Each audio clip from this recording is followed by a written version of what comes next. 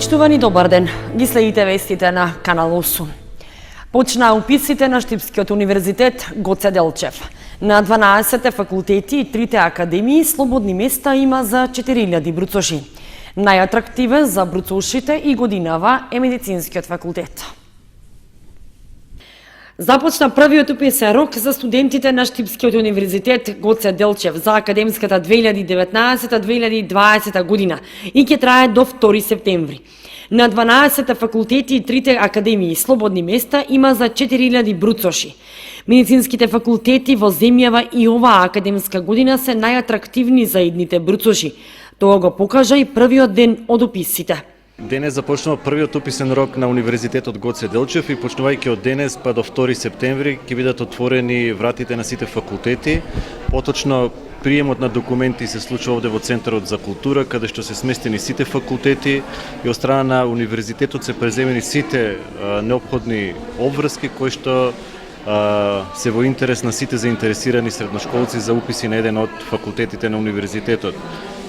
Генерално најголем интерес според очекувањата е на факултетот за медицински науки, другите факултети имаат исто така пристоен број на пријавени кандидати, така да во изминатите 5 до 6 дена може да се констатира дека е според она што се случуваше во изминатите 2 до 3 години. Подетално ќе ве информираме за бројките после 2 до 3 дена од кој ќе заврши овој прв циклус на уписи.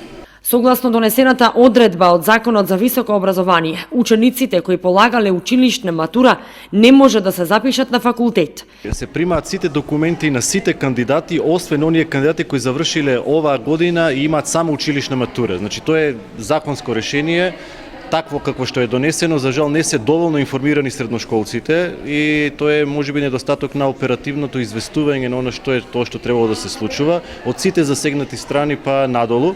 Тоа кажува за она кое што сите заинтересирани кандидати кои што имаат училишна матура можеби би требало да се обратат овие денови до Министерството за образование за да се изнајде некое соодветно решение за да се земат во предвид можностите за нивни уписи. Сето друго останува онака како што се постапува во моментот. Не навлегувам во концепцијата, тоа е одредба која што е донесена согласно Законот за високо образование, но имајќи в предвид дека голем дел од популацијата реагира, тоа кажува дека не е соодветно информирана училишната популација дека со таков концепт на завршена матура тие немаат право да се запишуваат, имајќи предвид дека во изминалите 10 до 15 години тоа не важиш. Значи, некој требал многу посоодветно, многу подинамично, многу пооперативно да ги информира во четврта година 10-15 пати средношколците дека треба да внимаваат, дека треба да запишуваат и да полагаат државна матура, дека без државна матура нема да имаат пристап на факултетите, така да недостатокот е генерално кај сите. Вработените во универзитетот ги истакнаа документите потребни за упис. Во моментот конкурирале 6 редовни на правен факултет, 1 вореден за медиумски студии, 2 редовни. Потребни документи, државна матура да има положено, за училишна во моментот не ги зимаме документите, се надеваме дека ќе биде одобрено во 2-тиот или 3-тиот уписен рок. Кандидати има, се пријавуваат, има заинтересирани, па во моментот и се надеваме наредните денови дека конкуренцијата и бројката ќе биде повеќе зголемена. Од документи требаат државјанство, извод на родените, свидетелство од 1 до 4 година и дипломата положена државна матура. Тоа е за редовните, за вонредните исто тоа важи, само плюс изјава се дава за вореден студент. Тоа се сите документи кои се потребни во моментот. Пријавен лист и таксена марка од 50 денари и уплата од 300 денари. На првиот ден се запишуваа и ученици од нашиот град. Андреј Стојанов, студент од Кочани, се одлучил за факултетот по информатика, а има и други идни студенти. Затоа што мислам дека тоа се тражи во денешно време. Од кај си? Од Кочани. Добро, зашто го избра токму универзитет Гоце Делчев? Зашто не некој друг универзитет може? Сметам дека универзитетот има добар образовен кадар и мислам дека ќе стекнам искуство и големо знаење. Планираш да работиш тука со информатика после Македонија или планираш? Планирам на страна некаде. Кој факултет се запиша? На бизнес и логистика. Зошто го избра Угар? Затоа што средно ми беше транспорт. Што очекуваш, ќе биде ли тешко? Па не. Од каде доаѓаш? От Кочен. На Машинскиот факултет во Виница пак за оваа година, согласно конкурсот, се предвидени 200 слободни места за упис. Половина од студентите на Штипскиот универзитет студираат на факултетите за медицински науки и туризам и бизнис логистика. Професии кои што на младите им нудат сигурно вработување и во земјава, но и во странство. Веднаш по запишувањето на студиите по медицина, бруцошите паралелно се запишуваат и на изучување на германскиот јазик. Првиот уписен рок оваа година е на 26, 27, 29 и 30 август и на 2 септември. Вториот уписен рок е на 16 и 17 септември, а третиот на 25 септември. Новата учебна година започнува в понеделник на 2 септември. Кочанските училишта во главно подготвени за успешен старт на учебната година. Основните училишта средно задоволни и од бројката на запишани правачиња. Од очекуваните 300, запишани се 270. Кочанските училишта подготвени за успешен старт на новата учебна година. Деновиве во сите училишта се врши задолжителна дезинфекција, дезинсекција и дератизација на училишните објекти. И не само со чистењето, туку и варосани се оние објекти каде што е потребно освежување на зидовите на училиштата, како и подовите. А на самиот крај е и подготовка и на планот за работа за наставните содржини, изработка на распоредот на часови, како и подобрување на условите за работа. Нашето училиште и оваа година е подготвено да ги прими новите правачиња, исто така и сите други ученици кои треба да учат во нашето училиште. Инаку оваа година, особено летото, интензивно работевме на одредени подготовки. Вредно за спомнување е дека направивме реновирање на подовите на училниците на првиот кат, односно беше иструган паркетот кој беше прилично оштетен и беше премачкан со еколошки премази, со што добивме поквалитетен пот и похигиенски пот. Исто така беа префарбани цуклињата на училниците на првиот спрат. Во тек е промена на оштетените табли кошови во училишниот двор. Исто така е направен санитарен преглед на вработените, кој редовно се прави секоја година пред почнувањето на учебната година, а додека дезинфекцијата на училиштето ќе се направи во петок, односно последниот работен ден пред почнувањето на учебната година. Инаку оваа година исто така успешно направивме упис на правачиња, паралелките веќе се поделени. Оваа година во нашето училиште ќе учат 63 правачиња, поделени во 3 паралелки. Инаку како информација за нашите правачиња, да кажеме дека на 2 септември, односно понеделник, во 12 часот ќе биде приемот на правачиња кој ќе се одржи во спортската сала во нашето училиште. Со сите овие работи сега што ги спомнав, мислам дека сме спремни да почнеме со новата учебна година. Инаку годинава во прво оделение ќе тргнат нови 270 ученици, што споредбено со 2015 година па наваму бројката е намалена за 100 ученици, бидејќи во 2015 во прво оделение сме имале 370 ученици, а за 3 години имаме намалување за околу 100 ученици. Од запишаните 270 деца во сите 5 училишта, 5 се запишани условно поради нецелосен и некомплетиран календар за имунизација. Доколку се комплетираат вакцините до 1 септември, истите деца ќе тргнат на училиште. Од владата и понатаму се децидни дека нема упис во прво оделение доколку детето не ги примало сите вакцини што треба да се примаат до таа возраст. Оттаму потврдуваат дека сите деца во градинка и во училиште треба да имаат картон со примени вакцини. Образованието е задолжително, сите деца треба да одат на училиште, но и мора да бидат вакцинирани. Во Кочани проблем со невакцинирани деца скоро и да нема, бидејќи опфатеноста со имунизација на децата е висока, истакнува доктор Горан Николов, епидемиолог од Центарот за јавно здравје, и додава дека и состојбата со морбили во Кочани и општините што ги покрива центарот е стабилна и под контрола. Епидемиолозите пак од Центарот за јавно здравје апелираат дека со стартот на учебната година постои опасност од ширење на инфекции и вируси и затоа препорачуваат темелно чистење и дезинфицирање на училишните објекти. Покрај извршената дезинфекција, секое училиште е задолжено максимално внимание да обрати на хигиената во објектот, а учениците да имаат пристап до сапуни и чисти тоалети.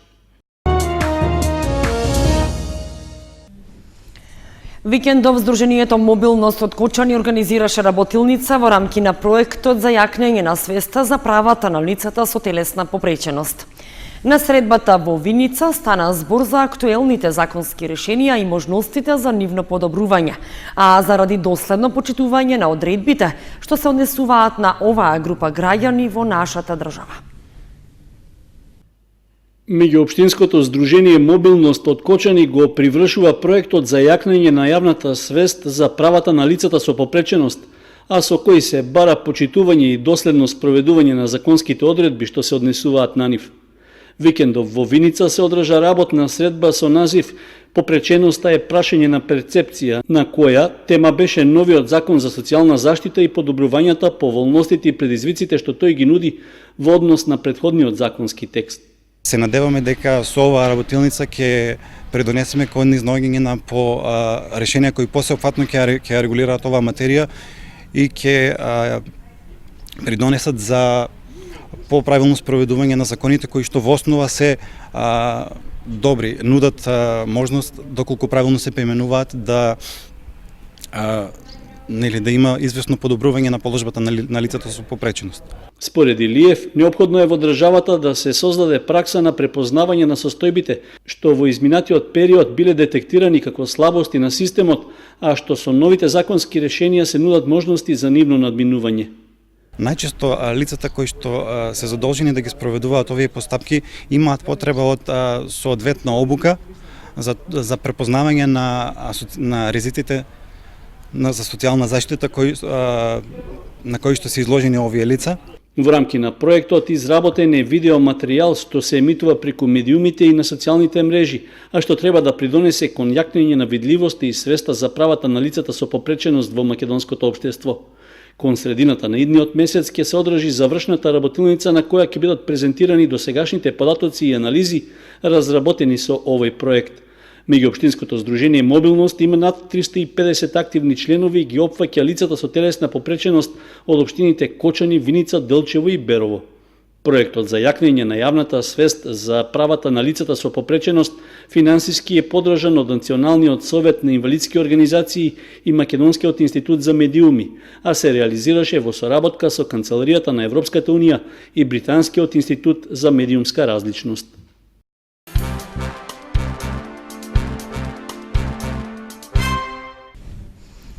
Виница годинава слави јубилеј 75 години од ослободувањето. Јубилеј кој втора година поред локалната власт го одбележува со богат културно-уметнички репертоар со промоции, концерти и изложби. А по втор пат ќе се одржи и меѓународната трка Чупино трейл. Со отворање на првата ликовна колонија Свети Ѓорги во Блатец започнува чествувањето по повод 75 години од ослободувањето на Блатец и Виница, јубилеи кои ќе се одбележат со низа свечености и настани. Домот на култура Тош Арсов од Виница и во ова чествување на овој јубилеј 75 години ослободување на Виница ќе учествува со организирање на првата ликовна колонија која воопшто е направена во Виница и ќе се одржи во живописниот предел на манастирот Свети Ѓорги во селото Блатец. Уметниците од Здруженијето од Виница ќе бидат носители на оваа колонија и секако учесници, а гости очекуваме и од Македонија и од Бугарија. Сето ова, тоест уметниците ќе имаат можност да творат цела недела, се до сабота, кога се планира да биде изложбата од првата ликовна колонија во галеријата Венеција од 20 часот. Освен колонија, чии изработки ќе бидат изложени во галеријата Венеција, ќе биде отворена и првата изложба на дела од роднокрајни автори во организација на Музеот Теракота, а ќе биде промовирана и првата монографија за основното училиште Славчо Стојменски. Фестивалот Слободна зона, кој ќе се одржи во градскиот парк во Виница, како увертира ќе има промоцијата на првата македонска рок енциклопедија и на книгата Македонска дискографија Ванили, по што ќе следува целовечерна забава со групите Александар Велики, ПМГ колектив, Дактили, Пука козметика, Роботек КИ. Чествувањето во свеченост започнува од Блатец, каде во среда на големиот верски празник Богородица ќе следува мини програма во центарот на селото, сето тоа збогатено со музика во попладневните и вечерните часови. На соодветен начин ќе се одбележи ослободувањето на Виница во петок на 30 август, кога е закажана и промоција на книгата за основното училиште Славчо Стојански Виница во 11 часот. Општина Виница по повод овој јубилеј ќе организира и големи концерти на музичка група, миленик на генерациите од 60-тите, 70-тите, но и на младите генерации, значи станува збор за Црвена јаболка, на 31 август во 21:30 часот, а пред и после настапот ќе следува музички хепенинг со наши локални диджеи. В сабота на 31 август од градскиот стадион ќе стартува втората регионална велосипедска трка 75 години Слободна Виница, како и регионалниот куп во мал фудбал Винеам Куп 2019, додека вечерта на градскиот плоштад Ангел Винички голем концерт ќе одржи и у групата Црвена јабука. На 1 септември во недела, по втор пат од градскиот парк во Виница, ќе стартуваат 170 на маратонци од повеќе земји, кои ќе се борат за освојување на врвот Лисец, а ќе се одржи и традиционалната трка Бумбарска на 16 километри. Оваа година втор пат се организира Чупино трейл на 1 септември. За новитет оваа година ни е детската трка, која ќе се трча во градскиот парк. Ќе трчат дечиња од 3 до 12 години, кои се поделени во 3 групи. Чупино трейл 40 км со додавање на лисец, на врвот Лисец, искачување на врвот Лисец, и Бумбарска трейл, која е исто така подолга од ланската година, која сега ќе биде 16 км. Исто стартот и целта се во градскиот парк.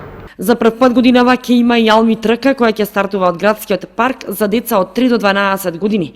За сите овие настани општина Виница од сопствениот буџет издвои околу 700.000 денари со дополнителна финансиска поддршка има и од приватниот сектор.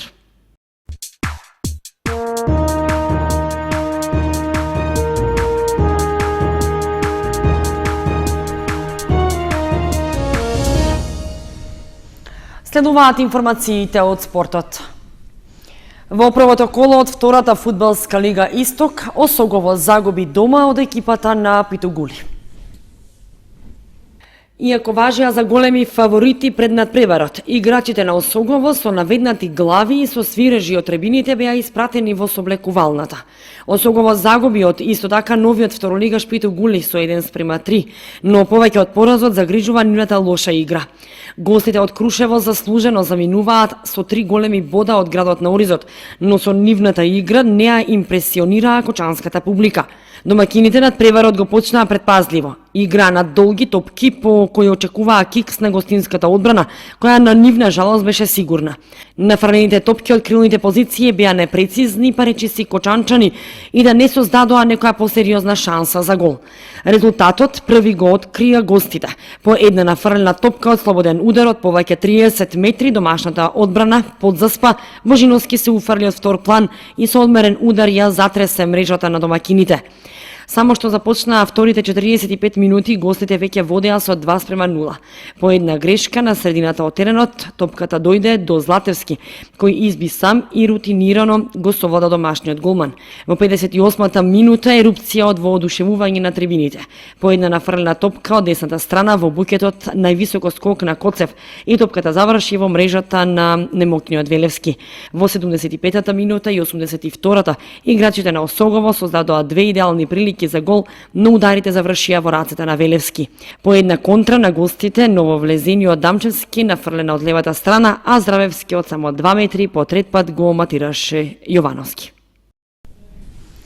И уште една информација од спортот, одиграни надпреварите од првото коло во првата фудбалска лига за жени. Екипата на женскиот фудбалски клуб Кочани со 14 голови во мрежата се вратија од Струмица. Викендов се одиграа надпреварите од првото коло во првата фудбалска лига за жени. Девојчињата одиграа ефикасно коло во кое се постигнати 54 погодока или просек по 9 на секој надпревар. Најефикасно беше во Прилеп, каде гледачите видоа 15 погодога, и во Струмица, каде имаше гол помалку. Младата екипа на тренерот Оливер Јовановски лошо стартуваше во новото првенство. Додека имаа сили, се спротиставија на домакините, но откако го примија првиот гол, уште 13 пати ја вадеа топката од собствената мрежа. Екипата на Каменица Саса во една фуриозна игра го расплака минатогодишниот вице-шампион во Дојран, а на другите надпревари воглавно беа постигнати очекуваните резултати. Комплетни резултати од првото коло: Тиверија Кочани 14-0, Истатов Каменица Саса 1:4, Топ гол Шкендија 2:4, Деспина Прилеп Љуботен 15-0, Драгон Речица 7-0, Атлетико Плачковица 6:1, Борец Ас Юнајтед 0:6.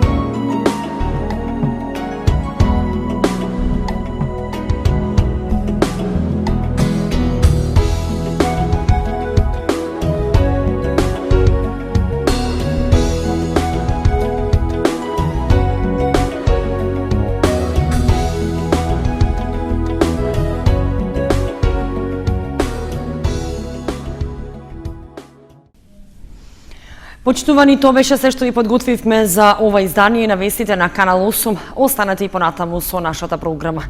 Довидување.